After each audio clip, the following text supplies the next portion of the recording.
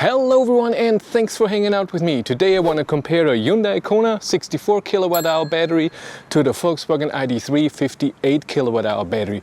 Why do I want to do that? Well, they're very similar price, they're similar range, and I think similar people would want their car because they're also, like I said, similar size. I put up a few data of what the cars do. First, size.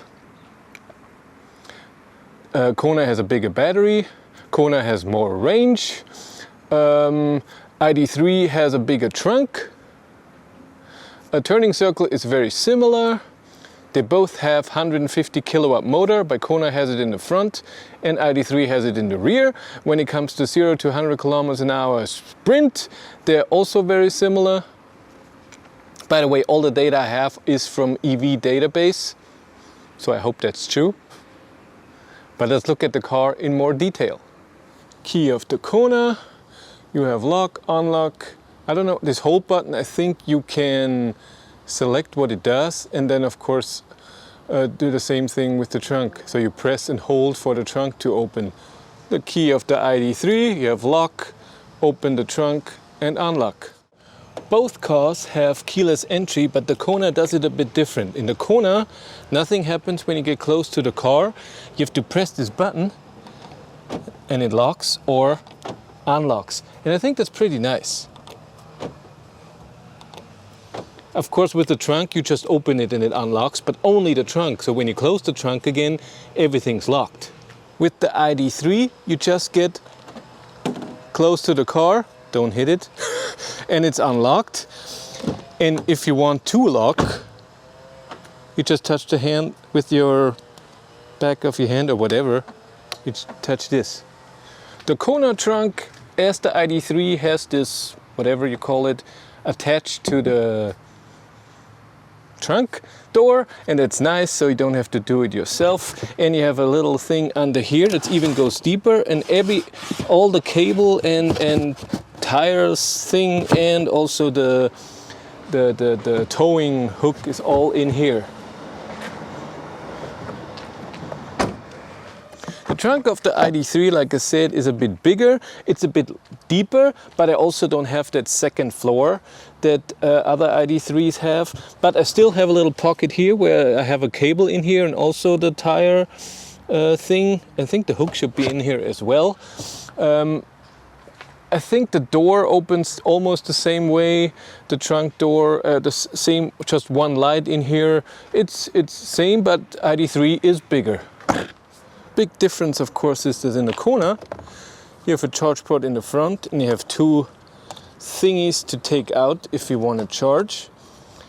But you have a special light that shows you the first third, the second third, or the full battery, and you have a button to not use scheduled charging. In the ID.3, it's in the right rear. You don't have an extra flap for Type 2. But you have it for CCS and there's no indicator about the state of charge. Seating position in the Kona is a bit higher, but it's not too bad. What you notice right away, of course, interior is totally different because you have way more buttons, and if you like it or not like it, that's of course your personal opinion. What you have here, since the Kona is still an ICE car converted into electric, you have a battery bump here. So if you are someone who likes to put one leg here, like I do, 1 foot, it's really annoying. I'm not a fan of that. The seats are still good. What I noticed, and a lot of headspace, there's really a lot of headspace, no problem with that. What I noticed was really stupid, and I can't remember if this was the same in the non-facelift model. So this is the new facelifted model that just came out. That this part here, where you rest your elbow driving, your armrest, is hard plastic. Why? This is horrible. It really hurts. I don't know why. The middle one is not too soft, but it's better. It's weird. In the ID.3, we have way less buttons. I mean, there's no middle console with a lot of buttons. There's nothing here, there's less here. This, like I said, is softer. It's not amazingly soft, but it's way better than what the Kona has. The armrest in the middle is amazing because you can adjust the height. You can't do that with the Kona. And it's really nice. The seats, I would say, are similar. I like them both. My wife hates the seats of the Id.3. I don't know yet what she thinks about the Kona, but she's very short, and so she has the problem that her knees are here and then she can't sit right. Headspace, I would say it's the same. Now let's sit in the rear, and I adjust the seat to my height. I'm 180 centimeters. What is that, 6 feet? And I can notice that right away my knees are in this seat. There's no space. I'm touching it. I have to drive like this, and this is hard plastic.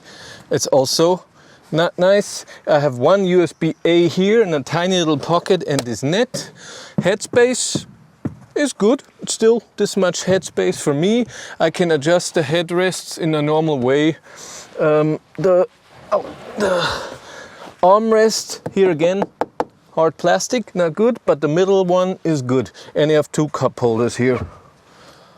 And I have an extra light in here in the middle that I can turn on and turn off individually to the one in front.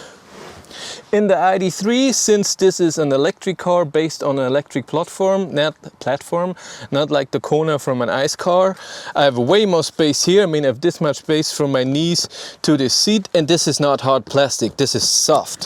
So that's way better. Headspace, I would say a little less, only like this. A little less headspace. I have 2 lights here in the back that I can individually turn on and off. I have my handles here. This again is in the front. It's soft. And here in the middle it's also soft, and I have again 2 cup holders, even a tiny one in the middle. But I have 2 USB-Cs here for the passengers, and I have 3 tiny little pockets, even though I wouldn't trust this one here. It looks like it's gonna rip any second. The headrests I can adjust very well, and they're very, very soft. The headrests in the Kona are a bit hard. Let's look in the interior. In the Kona, you have buttons for cruise control on the steering wheel and for your radio or music, whatever. You have pedal shifters to change your regen if you want to. You have your light controls here, and you have your wiper control here. Of course, in the door, you have your lock, unlock, your window, and your rear view, your mirrors. The rear view mirror is bigger than in the Id.3, and I can see in the back better than in the Id.3. Here we have the climate, and here you have your gear selector, little buttons, D, park, neutral, and reverse. Seat heater is here. You can select your drive mode, steering wheel heater, parking, camera, auto hold, 2 cup holders. In here is a USB and wireless charging. And what I noticed, this is a good space for your phone. But if you want to use Android Auto, which only works via cable, or if you have a phone that doesn't charge wirelessly and you plug it in, there's no space for the phone. So the phone is either it's standing here or like this, and that's a bit annoying. Turning on the Kona. If you don't have your seatbelt on while turning it on, you get a beep. And this chime you always get. This here, this confirmation, sometimes it takes 10 seconds till you get it, and this is your home screen. If you turn on the car without that, with having the seatbelt on, then it's just a chime. And that's okay. Problem with the climate for me is that you cannot see the temperature or any other setting of the climate except when you press climate or if you change something. So if I'm in a home screen and I change something, then up here you see where the air is going, the airflow, and the temperature is set. And you only have one zone climate. But what you do have, which is amazing, you have driver only. So only the driver's seat is being heated or cooled, and you have an extra button for heat. So even if you have it on 28 degrees and the heat button is off, it does it automatically turn on. But if you don't want that, you can turn that off. The screen overall is okay. The home view is totally different now in the facelift. Before you had the map and some other stuff in here, and that's all gone.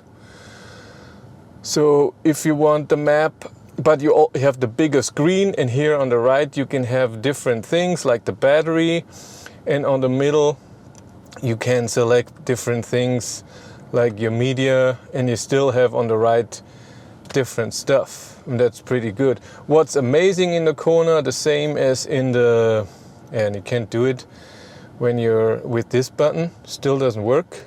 I would love to do it here, but it doesn't work. Why can't I go back? Hello? I can't go back.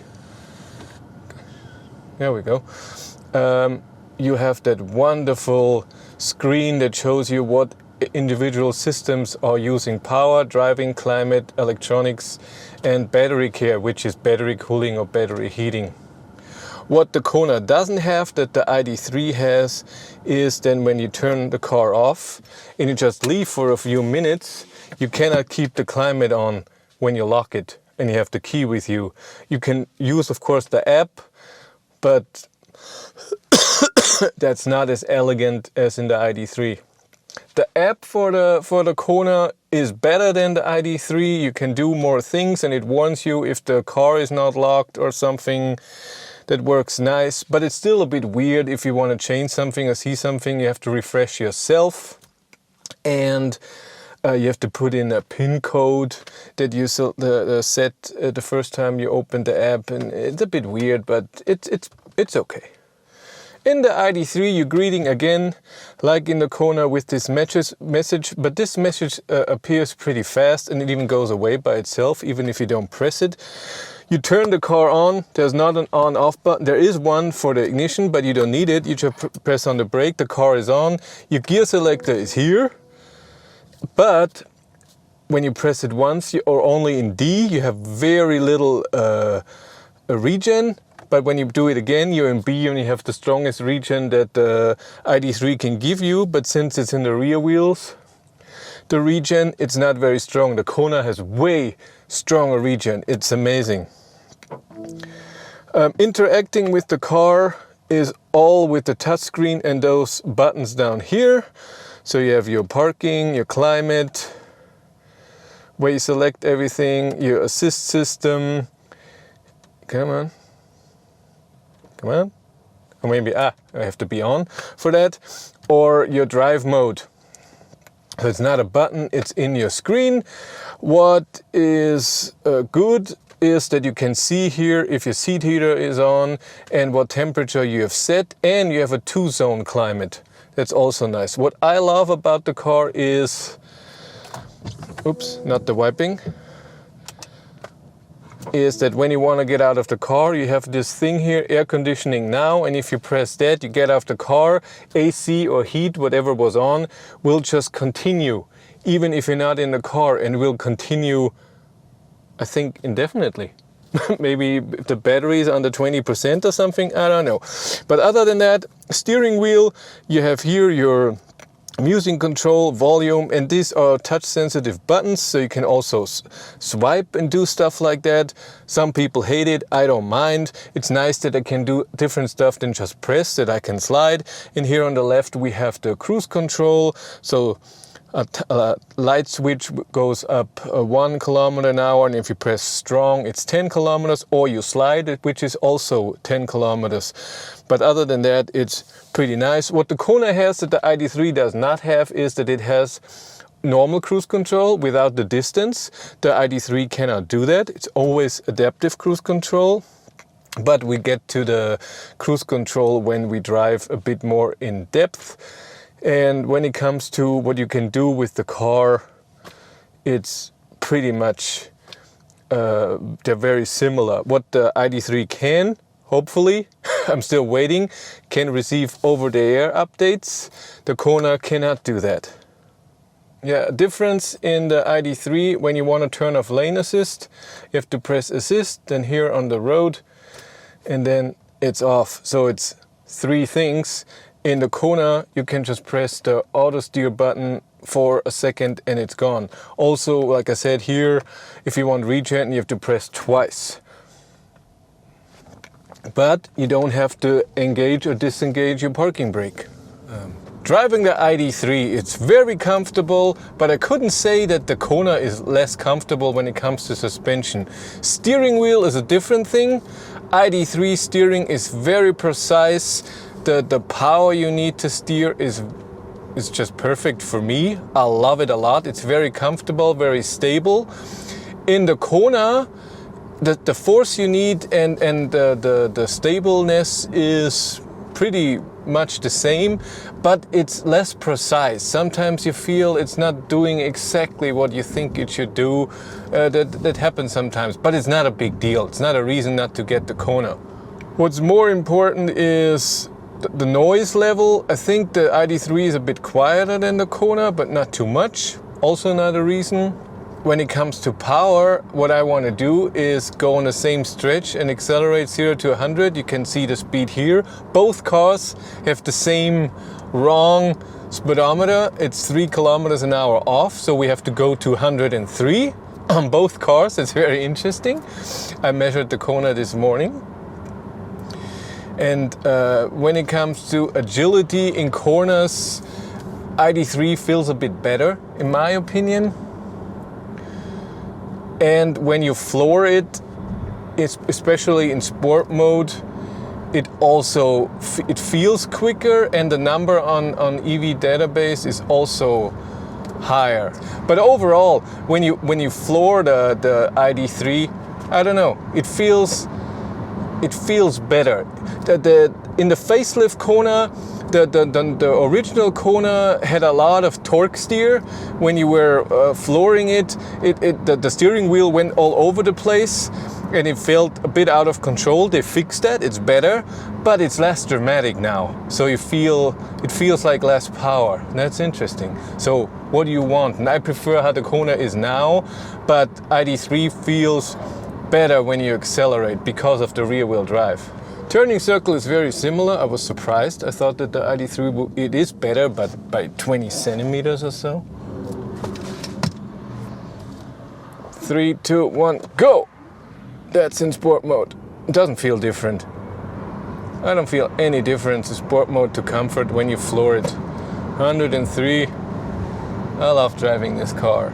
But Kona is also very nice to drive. Good car. Kona rules. More range, more efficient, I think. And I will test it. Charging speed, yes, it's more in the Id.3, 100 kilowatt to 77, but over to 80%. It's not that much difference. It's a few minutes. That's really also not a reason to decide for the Id.3. And they're both charged with 11 kilowatt AC. What you have in the Kona is that it shows the charging speed in kilowatt, not in stupid kilometers per hour, how much range you add to the car in time. It's just stupid. In the Kona now. Let's drive. Drive, parking brake and disengages when you turn it on, but when you go into park, it doesn't engage. You have to do it yourself. Yeah, and if you want to turn off lane assist, it's just here, this button for 2 seconds and it's gone. Also auto steer. My car doesn't have that, my Id.3, but that's just okay. AC is on. It's too warm. Go in sport mode.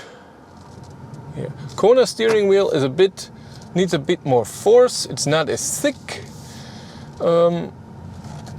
but it works really well. Like I said, it doesn't feel as precise, but still good.